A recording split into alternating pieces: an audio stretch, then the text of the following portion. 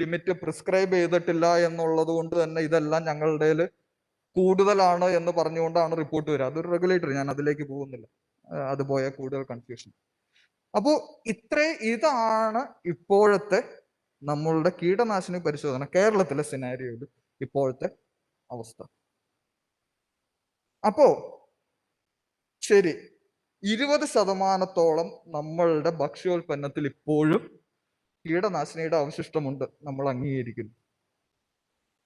ഈ 20% നിന്ന് നമുക്ക് എങ്ങനെ വീണ്ടും താഴത്തേക്ക് പോരണം? നമ്മളുടെ ലക്ഷ്യം എന്താ? നമ്മളുടെ വൈസ് ചാൻസലർ പറഞ്ഞ പോലെ കഴിയുന്നത്ര കീടനാശിനി വിമുക്തമായിട്ട് ചെയ്യും.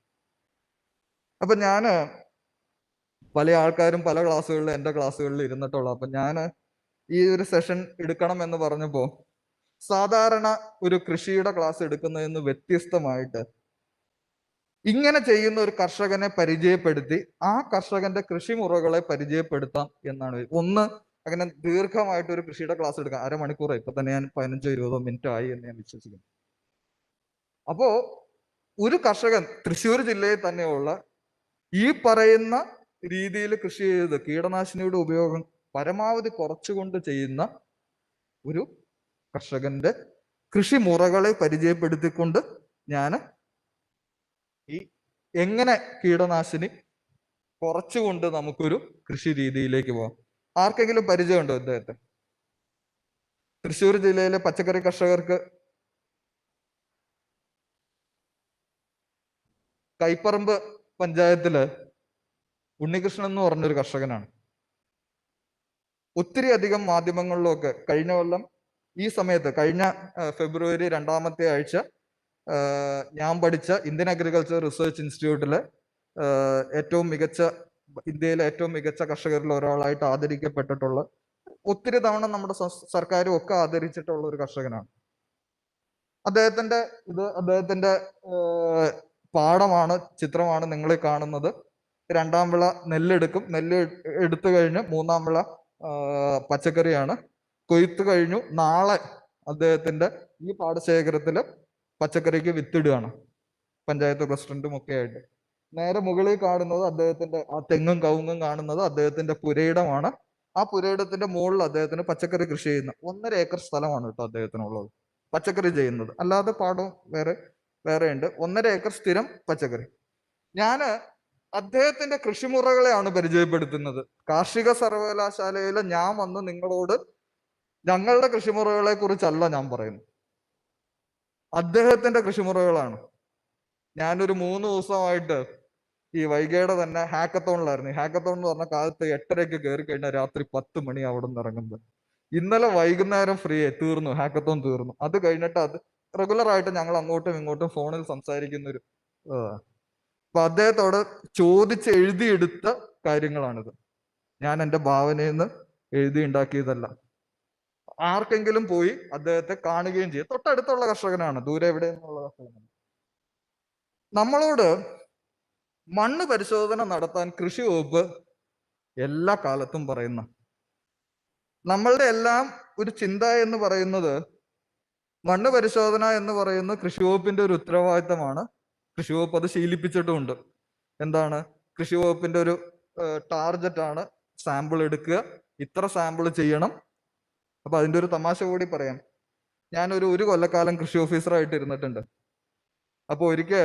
അപ്പൊ നമ്മൾ നമുക്ക് ഒത്തിരി എണ്ണം സാമ്പിൾ വരുമ്പോൾ നമ്മൾ കൃഷിക്കാരോട് പറയും മണ്ണ് എടുത്തുകൊണ്ട് വരാം. എന്നിട്ട് സാമ്പിളിന്റെ എണ്ണം തികഞ്ഞില്ലെങ്കിൽ നമ്മൾ പറയും, അന്ന് ഈ പൈസയായിട്ട് ഇന്നത്തെ പോലെ അക്കൗണ്ടിലല്ല പൈസ വരുന്നത്, ഈ ഓഫീസിൽ പൈസ ഒന്നും മേടിക്കണേ. അപ്പൊ പൈസ വേണം, സബ്സിഡിയുടെ പൈസ വേണമെങ്കിൽ ഈ മണ്ണ് സാമ്പിള് കൊണ്ടുവരണം എന്നൊരു കർശന നിർദ്ദേശം വെച്ചു.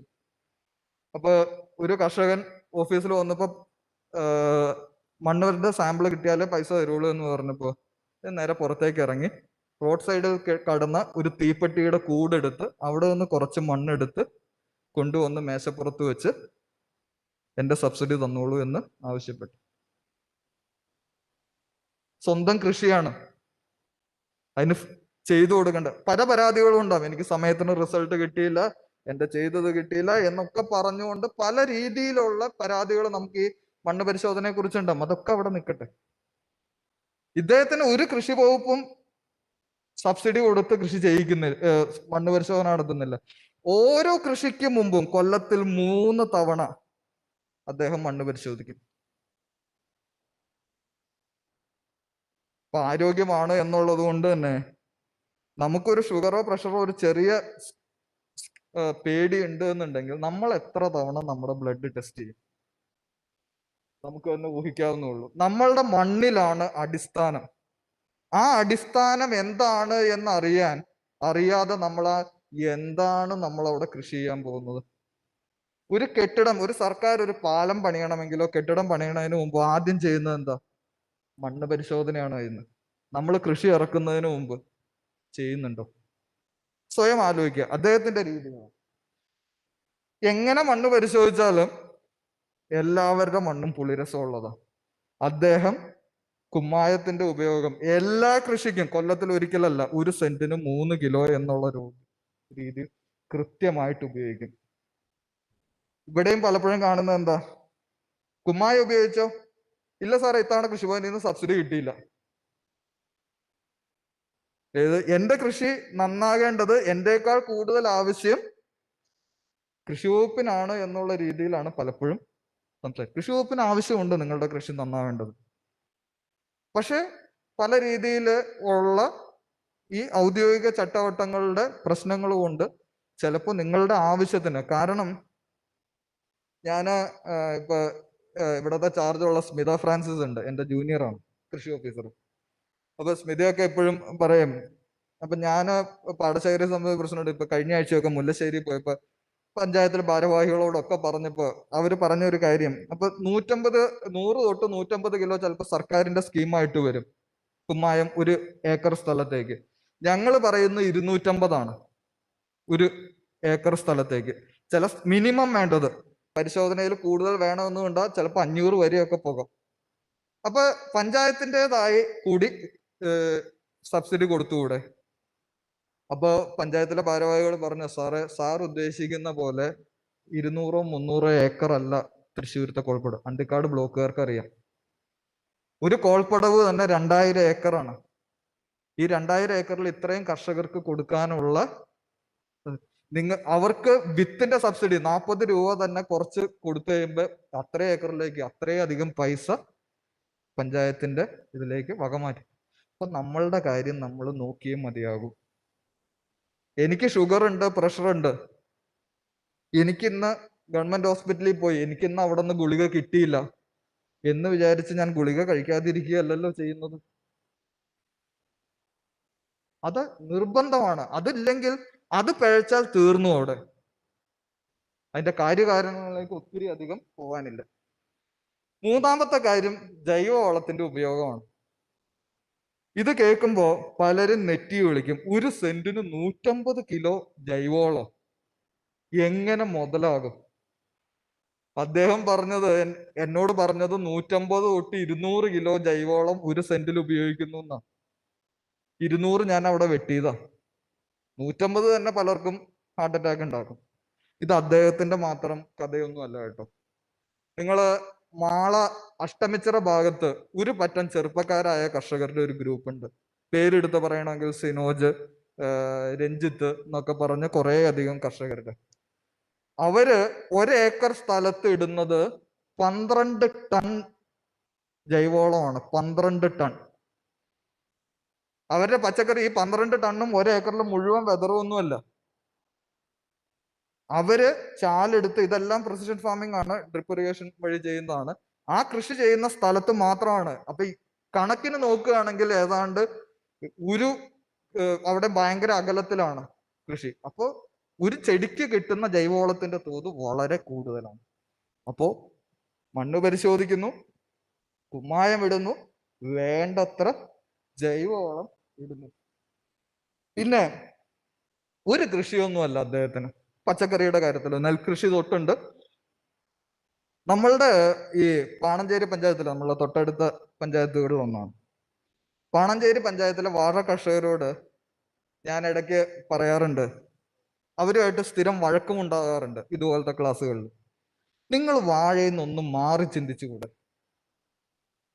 ഇത്രയധികം അരക്ഷിതാവസ്ഥയുള്ള ഒരു വിളയാണ് വാഴ. എന്തുകൊണ്ട് വാഴയിൽ നിന്നൊന്ന് മാറി ചിന്തിച്ചുകൂടാ? അത് സാറേ ഞങ്ങൾ വാഴക്കൃഷി ചെയ്ത് വന്ന് ശീലമായി. എന്തുകൊണ്ട് വേറൊരു ശീലത്തിലേക്ക് നമുക്ക് മാറാൻ സാധിക്കുന്നില്ല? ഇപ്പോഴും കഴിഞ്ഞ 6 മാസമായിട്ട് വാഴക്കൊലയുടെ വില എന്താണെന്ന് നമുക്കറിയാം. ലോക്ക്ഡൌണിന് എല്ലാവരും, കുറച്ച് മണ്ണുള്ള എല്ലാവരും 10 വാഴയെങ്കിലും വെച്ചു. ആ വാഴക്കൊല മുഴുവൻ വെട്ടാറായി. ആർക്കും കായ വേണ്ട. ഇനി വാങ്ങിക്കാനാണെങ്കിൽ കാശും ഭൂരിഭാഗം ആൾക്കാരുടെ കയ്യിലും ഇല്ല. ഇത്രയും അധികം അരക്ഷിതാവസ്ഥ ഉള്ള ഒരു വിള വീണ്ടും വീണ്ടും അതിലേക്ക് എങ്ങനെയാണ് ആൾക്കാർ ചാടല്ലേ, എന്താണ് നമ്മൾ അങ്ങനെ ഒന്നും പറയാറില്ലേ, ചാടല്ലേ ചാടല്ലേ എന്ന് പറഞ്ഞാലും വീണ്ടും അതിലേക്ക് എടുത്ത് ചാടും. ഇവിടെ അദ്ദേഹത്തിന്റെ വിളകളുടെ ഒരു സമ്മിശ്ര രീതി. തക്കാളി ഉണ്ട്, മുളകുണ്ട്, വഴുതനയുണ്ട്, പയറുണ്ട്, വെണ്ടയുണ്ട്, തണ്ണിമത്തനുണ്ട്. തണ്ണിമത്തന്റെ ഒരു സീസൺ അദ്ദേഹത്തിന്റെ കഴിഞ്ഞു, രണ്ടാമത്തെ വിത്തിടാൻ പോവുക ഇപ്പൊ. മത്തനുണ്ട്, കുമ്പളമുണ്ട്, ഓപ്പി മെലോൺ എന്ന് പറയുന്നത് നമ്മുടെ സാധാ വെള്ളരിയാണ്, കണിവെള്ളരിയാണ്. ഈവൻ കാന്താരി വരെ അദ്ദേഹത്തിന്റെ കൃഷിയിലുണ്ട്. ഇതെല്ലാം ഒരേ സമയത്ത് ഉണ്ടാവും എന്ന് വെച്ചാൽ എല്ലാ സീസണും. തക്കാളി ഒന്നും മഴക്കാലത്തൊന്നും ഉണ്ടാവില്ല കേട്ടോ. അപ്പോ ഒരു സമ്മിശ്ര കൃഷിയുടെ മെച്ചം എന്താണ്? ഒന്ന്, കീടരോഗബാധ കുറയുന്നു. 2, അദ്ദേഹത്തിന് ഒരു ഇൻകം സ്റ്റെബിലിറ്റി. ഒരു കൃഷിയെ മാത്രം ആലോചിക്കുന്നത്. ഇപ്പോ പല ഭാഗത്തേക്കും കർഷകരോട് പച്ചക്കറി കൃഷി എന്ന് ചോദിച്ചു കഴിഞ്ഞാൽ കേരളത്തിൽ ആകെ കൂടി പാവലിനും പയറിനും മാത്രമേ വിപണിയുള്ളൂ എന്നുള്ള തരത്തിലാണ് പല കർഷകരും സംസാരിക്കുക. ഈ 2 പച്ചക്കറി മാത്രമേ കേരളത്തിൽ വിജയിക്കൂ എന്നുള്ള രീതിയിലാണ് വിചാരിക്കുന്നത്. അപ്പോ ഞങ്ങള് ഈ ഗ്രാഫ്റ്റ് ചെയ്ത വഴുതന, മുളക് ഒക്കെ നിങ്ങൾ പല സ്ഥലത്തും കൃഷി ചെയ്ത് കണ്ടിട്ടുണ്ട്. അപ്പൊ ഈ വഴുതനയുടെ കൃഷി ഞാൻ നേരത്തെ മലപ്പുറത്തായിരുന്നു. ഇപ്പൊ ആശ ടീച്ചർ, എന്റെ സീനിയർ ആയിട്ടുള്ള ടീച്ചർ, ആ ഒരു ഗ്രാഫ്റ്റ് ചെയ്ത വഴുതനയെ പരിചയപ്പെടുത്താൻ കൊണ്ടോട്ടി മേഖലയിൽ ചെയ്തു. അപ്പൊ കർഷകന് ഭയങ്കര മടിയായിരുന്നു, സാറേ വഴുതനങ്ങ ആരാ മേടിക്കുക.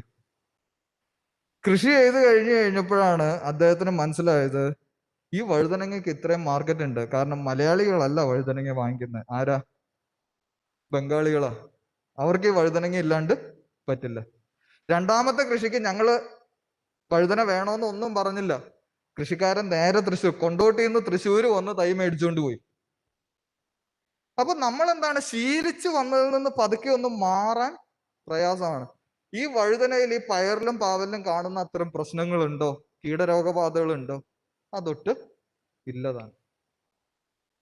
ഇനി ഒരു ഷിഫ്റ്റ് അടിസ്ഥാനത്തിലുള്ളതാണ്. അതായത് അദ്ദേഹത്തിന് എപ്പോഴും 1.5 ഏക്കർ ഉണ്ടെന്നുണ്ടെങ്കിൽ എല്ലാ സമയത്തും അദ്ദേഹത്തിന് വിളവെടുക്കാനുണ്ടാകും. കാരണം അദ്ദേഹത്തിന് സ്ഥിരം കസ്റ്റമേഴ്സ് ആണ്. അദ്ദേഹം കൊണ്ടുപോയി വിൽക്കുകയല്ല, അദ്ദേഹത്തിന്റെ കൃഷിയിടത്തിൽ വന്ന് മേടിക്കുകയാണ്. അതായത് അദ്ദേഹത്തിന് എപ്പോഴും ഉൽപ്പന്നം വേണം. അപ്പൊ ഇവിടെ കൃഷി തുടങ്ങിയിട്ടുണ്ടെങ്കിൽ അടുത്ത പ്ലോട്ടിൽ 50 സെന്റായിട്ട് അദ്ദേഹം എല്ലാം മൊത്തം പ്ലോട്ടിന് തിരിച്ചിട്ടുണ്ട്. ഈ 50 സെന്റില് വിളവ് എടുത്തുക്കുന്നതുണ്ടാവും. 50 സെന്റിൽ ഇപ്പൊ കൃഷി ഇറക്കിയതുണ്ടാവും. മൂന്നാമത്തേതിൽ തീരാറ് ആയതുണ്ടാവും. അപ്പൊ അദ്ദേഹത്തിന് എപ്പോഴും കണ്ടിന്യൂസ് ആയിട്ട് പച്ചക്കറികളുണ്ടാവും. അദ്ദേഹം പരമ്പരാഗത ഇനങ്ങളൊന്നും അല്ല ചെയ്യുന്നത്, ഹൈബ്രിഡുകളൊക്കെയാണ്. പക്ഷെ അതിലും അദ്ദേഹം കഴിയുന്നത്ര പ്രതിരോധ ശേഷിയുള്ള ഇനങ്ങൾ നോക്കി തിരഞ്ഞെടുക്കും. ഇപ്പൊ മുളകിലും വഴുതനയിലും തക്കാളിയിലും ഒന്നും അങ്ങനെ വാട്ടരോഗത്തെ പ്രതിരോധിക്കുന്ന ഇനങ്ങളില്ല. അദ്ദേഹം യൂണിവേഴ്സിറ്റിയുടെ ഗ്രാഫ്റ്റ് ചെയ്ത തൈകൾ മാത്രമേ അതിന് ഉപയോഗിക്കും പ്രതിരോധ ശേഷിക്കായിട്ട്. തൈകൾ പ്രോട്രയിലാണ്. എല്ലാ നൂതന സാങ്കേതിക വിദ്യകളും ഉപയോഗിക്കുന്നുണ്ട്. പ്രസിഷൻ ഫാമിംഗ് ആണ്. തുള്ളിനന സമ്പ്രദായം, നിങ്ങൾ ആ ഫോട്ടോ കൊണ്ട് ഞാൻ ഇനിയും ചിത്രങ്ങൾ കാണിക്കുക. തുള്ളിനന സമ്പ്രദായമാണ്. പിന്നെ വളപ്രയോഗം കാർഷിക സർവകലാശാലയുടെ ശുപാർശ പ്രകാരമാണ്. പല ആൾക്കാരുടെയും വളപ്രയോഗം എന്ന് പറയുന്നത് കടയിൽ എന്താണോ വളമുള്ളത് അത് ഉപയോഗിക്കുന്നു, അല്ലെങ്കിൽ തൊട്ടടുത്തുള്ള കർഷകൻ എന്തോ പറഞ്ഞു അത് ഉപയോഗിക്കുന്നു എന്നുള്ളതാണ്. അദ്ദേഹത്തോട് ചോദിച്ചാൽ അദ്ദേഹം പറയും ഒരു ചെടിക്ക് ഞാൻ കൊടുക്കുന്ന വളം എത്രയാണെന്ന്. അദ്ദേഹം ഇന്നലെ പറഞ്ഞു, സാറേ ഫോസ്ഫറസ് ഒരു ചെടിക്ക് ഞാൻ കൊടുത്തിട്ടുള്ളത് ഒരു സീസണിൽ കൊടുത്തിട്ട് 10 ഗ്രാമാ. അങ്ങനെ കൃത്യതയോട് കൂടിയാണ് അദ്ദേഹത്തിന്റെ കൃഷി. പിന്നെ പയറും പാവലും ഒക്കെ സാധാരണ പന്തല് പോലെയല്ല, വേലി പോലെ പടർത്തി. അത് നമ്മൾ പയറിന് ചെയ്യാറുണ്ട്, പാവലിന് അങ്ങനെ ചെയ്യാറില്ല. ഞാൻ അതിന്റെ ചിത്രം കാണിക്കാം. പിന്നെ കീടങ്ങളൊക്കെ വലിയ പ്രശ്നക്കാരാ. അപ്പൊ ഈ കീടങ്ങളെ ചെടുക്കാൻ എന്താ ചെയ്യുന്നത്? കീടമുണ്ടോ ഇല്ലയോ എന്നൊന്നും അദ്ദേഹം നോക്കില്ല. വേപ്പെണ്ണ അടങ്ങിയിട്ടുള്ള കീടനാശിനി എല്ലാ 10 ദിവസം കൂടുമ്പോഴും ഉണ്ടെങ്കിലും ഇല്ലെങ്കിലും അദ്ദേഹം സ്പ്രേ ചെയ്തിരിക്കും. ഒരു കാര്യം ഞാൻ പറയാൻ വിട്ടുപോയി. മണ്ണിലേക്ക് ട്രൈക്കോഡർമ ആ ജൈവവളത്തിന് ഞാൻ എഴുതിയിട്ടുണ്ടായിരുന്നു, പറയാൻ വിട്ടുപോയത്. മണ്ണിൽ നിന്നുള്ള രോഗാണുക്കളെ തടുക്കുന്നതിനായിട്ട്. അപ്പൊ സ്യൂഡോമോണാസിന്റെ ഉപയോഗം അദ്ദേഹം പറഞ്ഞു, സാറേ സ്യൂഡോമോണാസ് കൊണ്ട് എനിക്ക് അത്ര പ്രയോജനം തോന്നിയിട്ടില്ല, അതുകൊണ്ട് ഞാൻ അത് പെടുത്തിയിട്ടില്ല. എന്നോട് ചോദിക്കുകയാണെങ്കിൽ ഞാൻ ഇവിടെ സ്യൂഡോമോണാസിന്റെ ഉപയോഗം കൂടി എഴുതി. ഇത് അദ്ദേഹത്തിന്റെ കഥയായതുകൊണ്ട് അദ്ദേഹത്തിന്റെ കഥ മാത്രമേ ഞാൻ എഴുതിയിട്ടുള്ളൂ, എന്റേതായിട്ട് ഞാനൊന്നും ചേർത്തിട്ടില്ല. ഇനി നമ്മുടെ മണ്ണിൽ ഒത്തിരി അധികം സൂക്ഷ്മ മൂലകങ്ങളുടെ കുറവുണ്ട്. നമുക്ക് എന്താണ് മിനറൽസും വൈറ്റമിൻസും കുറവുണ്ടെങ്കിൽ ഗുളിക രൂപത്തിൽ കൊടുക്കുന്ന പോലെ. അപ്പൊ അത്തരം സൂക്ഷ്മ മൂലകങ്ങളുടെ കുറവിനെ പരിഹരിക്കാനുള്ള സമ്പൂർണ്ണ എന്ന് പറയുന്ന കാർഷിക സർവകലാശാലയുടെ തന്നെ ഒരു സൂക്ഷ്മ മൂലക മിശ്രിതം അദ്ദേഹം എല്ലാ 10 ദിവസം കൂടുമ്പോഴും സ്പ്രേ ചെയ്യുന്നുണ്ട്. ഇതിന്റെ മെച്ചം എന്താണെന്ന് പറഞ്ഞാൽ അദ്ദേഹത്തിന്റെ വിളവ് കൃഷി എന്ന് പറയുന്നത് വളരെ യൂണിഫോം ആണ്. ഞാൻ ചിത്രങ്ങൾ കാണിക്കാം, അപ്പൊ നിങ്ങൾക്ക് മനസ്സിലാവും.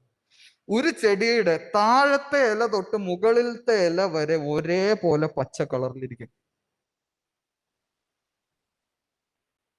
കാരണം ചെടിക്ക് വേണ്ട പോഷണങ്ങൾ നമ്മളിവിടെ മനുഷ്യന് കിട്ടുന്ന ഭക്ഷണത്തിലൂടെ എങ്ങനെ ആരോഗ്യം കിട്ടുന്നു എന്നാണ് നമ്മൾ ഇവിടെ ചിന്തിക്കുന്നത്, സംസാരിക്കുന്ന വിഷയം അതാണ്. അവിടെ പക്ഷെ നമ്മൾ ചിന്തിക്കുന്ന ഒരു കാര്യം, കർഷകർ എന്നുള്ള രീതിയിൽ ചിന്തിക്കേണ്ട ഒരു കാര്യം, നമുക്ക് വേണ്ട മൂലകങ്ങൾ മണ്ണിൽ നിന്ന് ചെടിക്കെല്ലാം കിട്ടുന്നുണ്ടോ, കൃത്യമായിട്ട് കിട്ടുന്നുണ്ടോ, ചെടി ആരോഗ്യത്തോടു കൂടിയാണോ വളരുന്നത്. ഈ ആരോഗ്യത്തോടു കൂടി വളരുന്ന ചെടി എന്ത് ചെയ്യും, കീടരോഗങ്ങൾ ഒരു പരിധി വരെ ചെറുത്ത് നിൽക്കും. നമ്മൾ കണ്ടിട്ടുള്ളതാണ്. വൈറസ് രോഗബാധ, ഈ വൈറസ് ബാധിച്ചാൽ പോലും പലപ്പോഴും ഈ ആരോഗ്യമുള്ള ചെടികളിൽ ലക്ഷണം പോലും പുറത്ത് കാണിക്കില്ല. നമ്മുടെ കൊറോണ പോലെ തന്നെ ആരോഗ്യമുള്ളവരിൽ പലപ്പോഴും ലക്ഷണം കാണിക്കാതെ പോകുന്നു. ബാധിക്കില്ല എന്നല്ല, അതാണ് അവിടെയും സംഭവിക്കുന്നത്. ഇന്ന് കാലത്ത് 8:30 ഉണ്ണികൃഷ്ണൻ വീണ്ടും വിളിച്ചേക്കാണ്, സാറേ ഞാനൊരു കാര്യം ഇന്നലെ പറയാൻ മറന്നുപോയി, ഞാൻ മറ്റ് ശർക്കര മിശ്രിതവും മുട്ട മിശ്രിതവും എഗമിനാസിഡും ഫിഷമിനാസിഡും എന്നൊക്കെയാണ് നമ്മൾ പറയാറ്. അത് സ്ഥിരമായിട്ട് പോയി, ഞാൻ പറയാൻ വിട്ടുപോയി സാർ, അത് പറയണോട്ടോ. അത് സ്ഥിരമായിട്ട് അദ്ദേഹത്തിന്റെ ഉപയോഗത്തിൽ ഉണ്ട്. ഇതുകൂടാതെ മഞ്ഞക്കിണി, ഫെറമോൺ കണി പോലെയുള്ള കീടങ്ങളെ പ്രതിരോധിക്കാൻ സഹായിക്കുന്ന ജൈവ രീതിയിലുള്ള മറ്റു മാർഗങ്ങൾ. ഇവിടെ ഞാൻ പറയുകയാണെങ്കിൽ നമ്മൾ ഫെറമോൺ കണി എന്നൊക്കെ പറയുമ്പോൾ നമ്മളൊരു പച്ചക്കറി കർഷകൻ ഏറ്റവും കൂടുതൽ കേട്ടിട്ടുള്ളത് പാവലിലെ ഫെറമോൺ കണിയാണ്. കഴിഞ്ഞ കൊല്ലം അദ്ദേഹം എൻ്റെ അടുത്ത് വന്നിട്ട് പറഞ്ഞു, സാർ അദ്ദേഹത്തിന് വഴുതന കൃഷി ഉണ്ടെന്ന് പറഞ്ഞു. വഴുതനയിലെ തണ്ടും കായും തുരക്കുന്ന പുഴു ഒരു ഫെറമോൺ കണി ഉണ്ടെന്ന് കേട്ടിട്ടുണ്ടല്ലോ, അത് എവിടെന്നെങ്കിലും കിട്ടും? ഞാൻ പറഞ്ഞു അതുണ്ടല്ലോ, ഞാൻ സംഘടിപ്പിച്ചു തരാമല്ലോ. ഞാൻ എന്നിട്ട് അത് വരുത്തിച്ച് കൊടുത്തു. അപ്പോൾ കണ്ണും കാതും കൂർപ്പിച്ച് ഒരു കീടത്തെ നിയന്ത്രിക്കാനുള്ള എന്തൊക്കെ മാർഗങ്ങളുണ്ട് എന്ന് അന്വേഷിച്ച് നടക്കുന്ന, അത്തരം മാർഗങ്ങളെല്ലാം എങ്ങനെ സ്വായത്തമാക്കാം എന്ന് അന്വേഷിച്ച് നടക്കുന്ന ഒരു കർഷകനാണ്. പിന്നെ ക്രോപ്പ് റൊട്ടേഷൻ, വിള പരിക്രമണം, നമ്മൾ എപ്പോഴും പറയാറുള്ളതാണ്, ഒരേ സ്ഥലത്ത് ഒരേപോലെ കൃഷി ചെയ്യരുത്, ഒരേ സ്ഥാനം വീണ്ടും വീണ്ടും കൃഷി ചെയ്യരുത്. അദ്ദേഹത്തിന്റെ ഏറ്റവും വിളവ് കിട്ടുന്ന അദ്ദേഹം എപ്പോഴും പറയുന്ന ഒരു കാര്യം, അദ്ദേഹത്തിന് 1 സെന്റിൽ നിന്ന് വള്ളിപ്പയർ 1 ടണ്ണാണ് വിളവ്. 1 സെന്റിൽ നിന്ന് പയർ 1 ടണ്ണാണ് വിളവ്. ഞാൻ അതിന്റെ ചിത്രം കൂടി കാണിക്കാം. ഇവിടെ ഒരു കാര്യം, എങ്ങനെ ഈ വിളവ് കിട്ടുന്നു എന്നുള്ളത്, ആരോഗ്യമുള്ള ചെടി ആയതുകൊണ്ട് തന്നെ അതിന്റെ ഉൽപാദന കാലം നീണ്ടു നിൽക്കും. ചെടിയുടെ ആരോഗ്യം കുറഞ്ഞാലോ 2.5 മാസം കൊണ്ട് കഴിഞ്ഞു. ഇത് 3.5 മാസം, അത് തന്നെ നമ്മുടെ ഉൽപാദന ചെലവ് കുറയ്ക്കും. 1 കൊല്ലം എല്ലാ പച്ചക്കറിയും കൂടെയും കൂട്ടി അദ്ദേഹത്തിന്റെ ഉൽപാദനം 30 ടണ്ണാണ്. ഈ 1.5 ഏക്കറാണ് എന്ന് പറയണ. അദ്ദേഹത്തിന്റെ ചെലവ് 2.2 ലക്ഷം. ഇത് അദ്ദേഹം തന്നെ കണക്കാണ്. വരുമാനം 10 ലക്ഷമാണ്. ചെലവ് കഴിച്ചിട്ടുള്ളതല്ല, ചെലവും കൂടെ ഇതിൽ നിന്ന് കുറയ്ക്കണം, 8 ലക്ഷത്തോളം വരും. പിന്നെ ഇതിൽ കീടനാശിനി തളിക്കേണ്ടി വരാറുണ്ടോ ഇല്ലയോ? 1 കൊല്ലം അദ്ദേഹത്തിന് പരമാവധി 3 തൊട്ട് 4 തവണ മാത്രമേ കീടനാശിനി തളിക്കേണ്ടി വരാറുള്ളൂ. അതും നമ്മുടെ വൈസ് ചാൻസലർ നേരത്തെ പറഞ്ഞ പോലെ കൈവിട്ടു പോകുന്ന അവസ്ഥയിലാണെങ്കിൽ കൃത്യമായിട്ടുള്ള അളവിൽ, കൃത്യമായിട്ടുള്ള രീതിയിൽ. ഇത് അദ്ദേഹത്തിന്റെ കുറച്ച് ചിത്രങ്ങളാണ്. ആ പാവലിന് ഇതാണ് ഞാൻ വെയില് പോലെ പാവൽ പടത്തും. അദ്ദേഹം പന്തലിനേക്കാൾ ഫലപ്രദമായിട്ട്, പന്തലിലായിരുന്നു ആദ്യം, പിന്നീട് അദ്ദേഹം ഈ രീതിയിലേക്ക് മാറിയതാണ്. ഈ പാവലിന്റെ ചിത്രം ഒന്ന് നോക്കുക. നമ്മളുടെയൊക്കെ പാവൽ എങ്ങനെയാ? മുകളിലേക്ക് എത്തിക്കഴിയുമ്പോഴത്തേക്കും താഴത്തെ ഇല മുഴുവൻ അങ്ങ് മഞ്ഞച്ചു തുടങ്ങിയിട്ടുണ്ടോ? ഇവിടെ കൃത്യമായിട്ടുള്ള മൂലകങ്ങൾ കിട്ടുന്നു എന്നുള്ളത് കൊണ്ട് തന്നെ ചെടി നല്ല പൂർണ്ണ ആരോഗ്യത്തോടു കൂടിയാണ് നിൽക്കുന്നത്. ആ കായുടെ നീളം ഒന്ന് നോക്കി. അദ്ദേഹം വെച്ചേക്കുന്ന സ്കെയിലാണ്, സാധാരണ നമ്മുടെ ടേപ്പ്, 12 ഇഞ്ചാണ്. ഇനി അതിന്റെ തൂക്കം 5 എണ്ണം വെച്ചാൽ 1 കിലോ. അദ്ദേഹത്തിന്റെ ആ വീടിന്റെ ഏറ്റവും മുകൾ ഭാഗമാണ്. പക്ക ഞങ്ങളൊക്കെ പറയുകയാണെങ്കിൽ ഏറ്റവും ഫലഭൂയിഷ്ടി കുറഞ്ഞ മണ്ണ് എന്ന് ഞങ്ങൾ വിശേഷിപ്പിക്കുന്ന ചെങ്കല്ല് മണ്ണാണ്, ലാറ്ററൈറ്റ് സോയിലാണ്. അതിലാണ് അദ്ദേഹത്തിന്റെ കൃഷി. ഈ പയറൊന്ന് നോക്കിയേ, എല്ലാ ചെടി യൂണിഫോം അല്ല. അപ്പുറത്തെ വെണ്ടയും നോക്കി, അവിടെയൊക്കെ നിങ്ങൾക്ക് നോക്കിയാൽ കാണാം മഞ്ഞക്കിണി എല്ലാ സ്ഥലത്തും സ്ഥാപിച്ചിട്ടുണ്ട്. ഇതാണ് അദ്ദേഹം പറയുന്ന പയറിന്റെ ഇത്. ഈ രീതിയിൽ ചെയ്യുമ്പോഴാട്ടോ, മറ്റേ കുറ്റിപ്പയറായിട്ട് ചെയ്യുമ്പോൾ അദ്ദേഹം പറയുന്ന 1 സെന്റില് 1 ടണ്ണ് എന്ന് പറയുന്നത് കിട്ടില്ല. ഇത് അദ്ദേഹം അത് ശരിയാണ് എന്ന് എനിക്ക് അയച്ചു തന്ന ചിത്രമാണ്. ഈ ചിത്രങ്ങളൊക്കെ കാലങ്ങളായിട്ട് എനിക്ക് അദ്ദേഹം വാട്സാപ്പിൽ നിന്ന് അയച്ചു തന്ന ചിത്രങ്ങളിൽ നിന്ന് ഞാൻ ഇന്നലെ എടുത്തിട്ടതാ. ഇവിടെ ഒരു കാര്യം കൂടി പറയാം. പൊതുവെ എന്നെ പരിചയമുള്ള ആർക്കെങ്കിലും ഉണ്ടെങ്കിൽ അറിയാം, സാധാരണ കർഷകർ എന്നുമായിട്ട് ബന്ധപ്പെടാറുള്ളത്, സാറേ എനിക്ക് ഇന്ന കീടമുണ്ട്, എനിക്ക് ഇന്ന രോഗമുണ്ട്, ഇതിന് എന്തെങ്കിലും ഒരു പരിഹാരം വാട്സാപ്പിൽ. എൻ്റെ മൊബൈലിലെ വാട്സാപ്പിൽ കഴിഞ്ഞ ഏതാണ്ട് 2 കൊല്ലത്തെ അദ്ദേഹത്തിന്റെ ചാറ്റ് ഹിസ്റ്ററി ഇപ്പോഴും ഉണ്ട്. 2 കൊല്ലമായി ഈ മൊബൈലായിട്ട്. ഈ മൊബൈലിൽ നിങ്ങൾ നോക്കുക, ആർക്ക് വേണേ പരിശോധിക്കാം. ഒറ്റ തവണ പോലും അദ്ദേഹം കീടമുണ്ട്, രോഗമുണ്ട് എന്ന് പറഞ്ഞ് എന്നെ വിളിച്ചിട്ടില്ല. ഒരു ഫോട്ടോ പോലും ഇട്ടിട്ടില്ല. അത് തന്നെയാണ് ഈ പറഞ്ഞതിന്റെ തെളിവ്. ഒരിക്കൽ അദ്ദേഹത്തിന് ഒരു മൂലകത്തിന്റെ കുറവിന്റെ ഒരു പ്രശ്നത്തിന്റെ ചിത്രം എന്റെ ഫോണിൽ കിടപ്പുണ്ട്, കീടത്തിന്റെ രോഗത്തിന്റെ അല്ല. ഇത് അദ്ദേഹത്തിന്റെ നെൽകൃഷിയാണ്. കയ്പമംഗലം അല്ല, നമ്മുടെ കൈപ്പറമ്പ് എന്ന് പറയുന്നത് കോൾ മേഖലയുള്ളൂ. പക്കാ കോൾ മേഖലയൊന്നും അല്ല, വെള്ളം കെട്ടിക്കിടക്കുന്ന മേഖല. അവിടെ ശരാശരി 2 ടണ്ണ് 2.25 ടണ്ണാണ് വിളവ്. അദ്ദേഹത്തിന്റെ ശരാശരി വിളവ് 3 ടണ്ണാണ് 1 ഏക്കറിൽ. ഈ നെല്ലൊന്ന് നോക്കി നിങ്ങൾ, താഴെ തൊട്ട് അടി തൊട്ട് മുടി വരെ ഒരേപോലെ പച്ചപ്പ്. ഏത് കതിര് വളഞ്ഞു തുടങ്ങുന്ന ഘട്ടത്തിലും. ഇക്കൊല്ലം അദ്ദേഹത്തിന് 2.35 ടണ്ണേ ഉള്ളൂ വിളവ്. അതും അദ്ദേഹം പറഞ്ഞു. കാരണം നവംബറിൽ മഴ പെയ്തപ്പോൾ അദ്ദേഹത്തിന് 2ാം വളം കൊടുക്കാൻ സാധിച്ചില്ല. നെല്ലിന് കൃത്യ സമയത്ത് ആ ദിവസം വളം കൊടുത്തില്ലെങ്കിൽ പോയി. അന്തിക്കാടുകാർക്ക് അറിയാതെ എന്താ സംഭവിക്കുകയെന്ന്. അപ്പോൾ ഇതാണ് അദ്ദേഹത്തിന്റെ കൃഷി രീതി. ഇനി ഇത്രയും അദ്ദേഹം പറഞ്ഞത്, ഇത് ഒരു കർഷകൻ എന്നുള്ള നിലയിൽ അദ്ദേഹത്തിന്റെ ചില നല്ല വശങ്ങൾ ഇത് ഞാനായിട്ട് എഴുതിയുണ്ടാക്കിയതാണ്. എല്ലാ കൃഷി വകുപ്പ് ഉദ്യോഗസ്ഥരുമായിട്ടും കാർഷിക സർവകലാശാല ഉദ്യോഗസ്ഥരും നിരന്തരമായിട്ടുള്ള സമ്പർക്കം. അതിൽ ഏറ്റവും ആദ്യം എടുത്തു പറയേണ്ടത് അദ്ദേഹത്തെ കൃഷിയിലേക്ക് കൊണ്ടുവന്ന ബേബി റാഫേൽ സാർ ഉണ്ട്. കുറച്ച് പേർക്കെങ്കിലും പരിചയമുണ്ടാവും. തൃശ്ശൂർ ജില്ലയിൽ വളരെ ഫേമസ് ആയിട്ടുള്ള അദ്ദേഹം ഇപ്പോൾ ലീവിലാണ് അദ്ദേഹം. രണ്ടാമത്തേത് കേരളത്തിലെ ഏറ്റവും അറിയപ്പെടുന്ന പച്ചക്കറി ശാസ്ത്രജ്ഞനായിട്ടുള്ള ഡോക്ടർ സി നാരായണൻകുട്ടി, അറിയായിരിക്കും.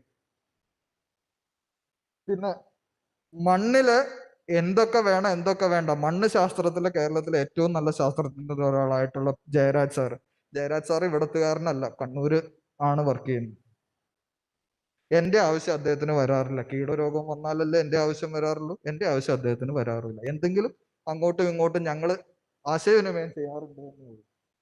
ഇനി സ്ഥിരമായിട്ട് നമ്മൾ പലപ്പോഴും കർഷകരോട് ഒരു പരിശീലനത്തിനോ മറ്റോ പങ്കെടുക്കാൻ പറയുമ്പോൾ പറയും, അയ്യോ എനിക്ക് 100 കൂട്ടം തിരക്കുകളാണ്, ഇതിന്റെ ഇടയിൽ ഞാൻ എവിടെ ഒരു പരിശീലനം. അദ്ദേഹം ഒരിക്കലും അത് പറഞ്ഞു കേട്ടിട്ടില്ല. ഈ ജയരാജ് സാറിനെ പരിചയപ്പെടുത്തുന്നത് വളരെ രസകരമായൊരു സംഭവം. ഒരിക്കൽ 2 കൊല്ലം മുമ്പ് യൂണിവേഴ്സിറ്റി ഒരു ചെറിയ ഡിസ്കഷൻ വെച്ചു. 3ഓ 4ഓ തെരഞ്ഞെടുത്ത കർഷകരെയും ഓരോ മേഖലയും യൂണിവേഴ്സിറ്റിയുടെ അടുത്ത ഗവേഷണങ്ങൾ ഏത് രീതിയിലേക്ക് പോകണം എന്നുള്ളതിന്. അപ്പൊ പച്ചക്കറിയിൽ ആരെ വേണമെന്ന് എന്നോട് അന്നത്തെ അസോസിയേറ്റ് ഡയറക്ടർ ചോദിച്ചപ്പോൾ ഞാൻ പറഞ്ഞു ഉണ്ണികൃഷ്ണനാണ് എനിക്ക്. അപ്പൊ അന്ന് ശാസ്ത്രജ്ഞരും ഞങ്ങൾ കുറച്ച് പേരുണ്ട്. അപ്പൊ ഉണ്ണികൃഷ്ണൻ വന്നു. നെൽകൃഷി ചെയ്യുന്ന ഒരാളുണ്ടായിരുന്നു, അങ്ങനെ വാഴ കൃഷി ചെയ്യുന്ന ഒരാളുണ്ടായിരുന്നു. അപ്പൊ ഉണ്ണികൃഷ്ണന്റെ ഞാൻ അന്ന് ജയരാജ് സാർ ഉണ്ട് അവിടെ മീറ്റിങ്ങിന്. അപ്പൊ ഞാൻ ഉണ്ണികൃഷ്ണൻ ജയരാജ് സാറിനെ പരിചയപ്പെടുത്തി കൊടുത്തു. അന്നുണ്ടായ ബന്ധം ഉണ്ണികൃഷ്ണൻ പിന്നെ വിട്ടിട്ടില്ല. അന്ന് വൈകുന്നേരം കണ്ണൂർക്ക് പോകുന്ന ജയരാജ് സാറിനെ സ്വന്തം കൃഷിയിടത്തിൽ എത്തിച്ചാണ് ഉണ്ണികൃഷ്ണൻ വിട്ടത്. ഏത് വൈകുന്നേരം 5 മണിക്ക് മീറ്റിംഗ് കഴിഞ്ഞ് കണ്ണൂർക്ക് പോകുന്ന ആള് സ്വന്തം വീട്ടിൽ വെച്ച് കൃഷിയിടങ്ങളെ കാണിച്ചാണ് അദ്ദേഹം വിട്ടത്. അതിനുശേഷം അദ്ദേഹത്തിന് മണ്ണിന്റെ പ്രശ്നങ്ങളൊന്നും തന്നെ അഭിമുഖീകരിക്കേണ്ടി വന്നിട്ടില്ല. സ്ഥിരമായിട്ട് നമ്മളെല്ലാവരും കേരള കർഷകനും കർഷകശ്രീയൊക്കെ വായിക്കുന്ന അദ്ദേഹം അതിൽ ഒരു പടി മുകളിലാവും. കഴിഞ്ഞ കൊല്ലം എന്നെ വിളിച്ചത്, സാറെ കൽപ്പതേനു എന്നും പറഞ്ഞുകൊണ്ട് കാർഷിക സർവകലാശാലയ്ക്ക് ഒരു പ്രസിദ്ധീകരണം ഉണ്ടല്ലോ, അതെവിടെ കിട്ടും, അതിനെങ്ങനെ വരിക്കാരനാകും? കൽപ്പതേന് കുറച്ചുകൂടി ഒരു പടി മുകളിലൊരു കുറച്ചുകൂടി ശാസ്ത്രീയമായി കാര്യങ്ങളെ അപഗ്രഥിക്കുന്ന ഒരു മാസികയാണ്. അപ്പോൾ അത്തരം കാര്യങ്ങളിലൂടെ അദ്ദേഹം കുതുകയാണ്.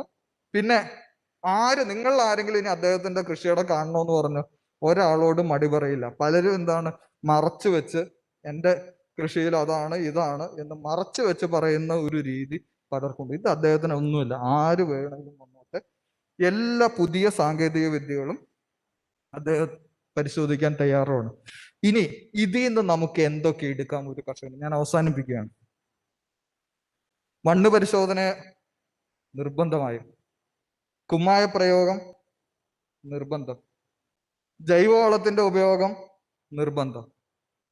ഒരേ വിള മാത്രമാണ് ഞാൻ കൃഷി ചെയ്യുള്ളൂ, ആ വിളയാണ് എനിക്ക് എല്ലാം കൊണ്ടുതരാൻ പോകുന്നത് എന്ന് ചിന്തിക്കുന്നത് മണ്ടത്തരമാണ്. ഒരു സമ്മിശ്ര കൃഷി രീതിയായിരിക്കും നമുക്ക് സാമ്പത്തിക സുരക്ഷിതത്വം നൽകുന്നത്. ശാസ്ത്രീയമായ വിളപരിപാലന രീതി, വിളകൾ മാറ്റി മാറ്റി ചെയ്യുന്നത്, ഗ്രാഫ്റ്റ് ചെയ്യുന്ന എന്തൊക്കെ നൂതന സാങ്കേതിക വിദ്യയോ, ഫെർട്ടിഗേഷൻ, മൈക്രോ ന്യൂട്രിയന്റ്, അതായത് സൂക്ഷ്മ മൂലകങ്ങൾ കൊടുക്കുന്നത്, ജൈവ കീടനാശിനികൾ, പ്രതിരോധ നടപടി എന്നുള്ള പോലെ ഉപയോഗിക്കുന്നത്, ഇതിലെല്ലാത്തിലും കൂടി ചെയ്തു കഴിഞ്ഞാൽ ചെടി നല്ല ആരോഗ്യത്തോടു കൂടി വളരും. കീടനാശിനിയുടെ ഉപയോഗം നമുക്ക് കഴിയുന്നത്ര കുറയ്ക്കാം. എന്തെങ്കിലും ഒരു അത്യാവശ്യം വന്നാൽ, ഇപ്പൊ കൊറോണ പൊട്ടി പുറപ്പെട്ട പോലെ എന്തെങ്കിലും ഒരു കീടമോ രോഗമോ പൊട്ടി പുറപ്പെട്ടാൽ അപ്പൊ മാത്രം ഉപയോഗിക്കാൻ ആരോടെങ്കിലും ചോദിച്ചൊരു കീടനാശിനി. ആരോടെങ്കിലും എന്ന് പറഞ്ഞാൽ കൃഷി ഓഫീസറോടോ കൃഷി ഉദ്യോഗസ്ഥരോടോ. ഇതിന് എല്ലാത്തിനെയും കൂടി ഞങ്ങൾ ഒരൊറ്റ വാക്ക് പറയും: ഗുഡ് അഗ്രികൾച്ചറൽ പ്രാക്ടീസസ്, ഉത്തമ കൃഷി രീതികൾ എന്ന് ഇതിനെ എല്ലാത്തിനെയും കൂടെ ചേർത്ത് പറയും. ഇതിനെ ഞങ്ങൾ ജൈവ കൃഷി എന്നൊന്നുമല്ല പറയുക, ഉത്തമ കൃഷി രീതികൾ എന്നാണ് പറയുക. അവസാനിപ്പിക്കുകയാണ്. നന്ദി. ഞാൻ സമയം 10 മിനിറ്റ് കൂടുതൽ, 10 കൂടുതൽ എടുക്കും. നന്ദി.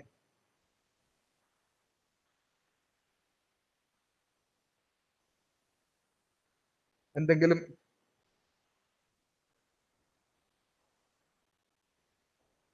ഏതാ നമ്പർ? ഉണ്ണികൃഷ്ണന്റെ നമ്പറാണോ?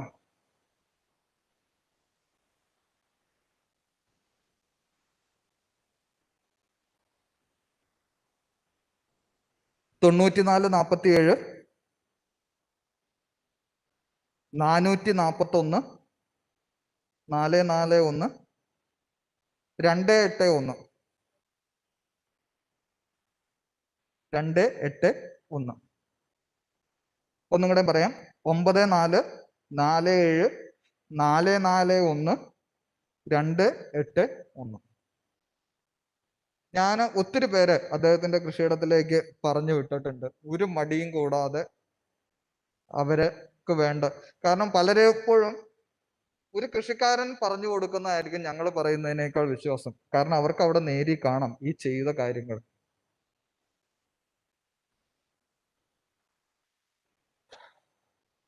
അപ്പോ ഒന്ന്, നമ്മളുടെ കീടനാശിനിയുടെ ഉപയോഗത്തില് ഒരു കരുതല് കേരളത്തിലെ കർഷകർ കൊണ്ടുവന്നിട്ടുണ്ട്. ചില മേഖലകളിൽ ആ കരുതൽ വീണ്ടും വരാനുണ്ട്. ഇപ്പൊ എന്നോട് ചോദിക്കുകയാണെങ്കിൽ മുതലമട പോലെയുള്ളത് കഴിഞ്ഞ 4 വർഷമായ ഞങ്ങൾ അവിടെ പ്രവർത്തിക്കുന്നുണ്ട്. ഇക്കൊല്ലം തൊട്ട് നമുക്കൊരു ചെറിയ വ്യത്യാസം അവിടെ കൊണ്ടുവരാൻ സാധിച്ചിട്ടുണ്ട്.